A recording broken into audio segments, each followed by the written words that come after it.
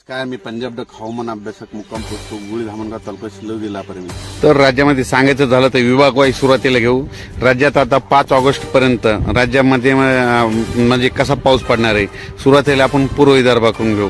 तर सांगायचं झालं तर नागपूर, वर्धा, अमरावती, अचलपूर, वाशिम, अकोला, अकोट, अचलपूर, तसेच बुलढाणा, त्याच्यानंतर जालन्याचा सिंदखेड राजा, तसेच सिल्लोड, त्याच्यानंतर वैजापूर, जळगाव, त्याच्यानंतर मालेगाव, नाशिक, नंदुरबार, धुळे आणि इगतपुरी.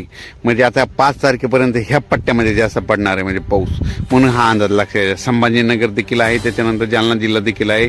आणि उर्वरित राज्यामध्ये समजा हे झाला जास्त पाऊस पडणार, पण उर्वरित राज्यामध्ये तुम्हाला एक सांगायचं झालं तर तो पाऊस उर्वरित राज्यामध्ये म्हणजे 1 तासाचा, अर्धा तासाचा, 20 मिनिटाचा, 22 मिनिटाचा जोराच्या सरी पडणार आहेत, म्हणून हा अंदाज लक्षात घ्यायचा.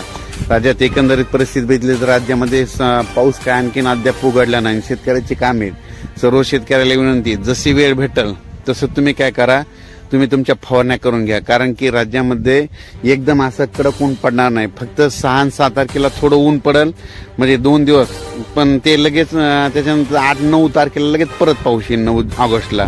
म्हणून सर्व शेतकऱ्यांनी हा अंदाज लक्षात घ्यायचा. राज्याची एकंदरीत परिस्थिती झाली तर सांगायचं झालं तर तुम्हाला एक सांगू इच्छितो की राज्यामध्ये बरेच जण म्हणतात ऑगस्टमध्ये खंड पडणार आहे. तुम्हाला एक सांगतो खंडमध्ये किती दिवसाचा पडणार आहे.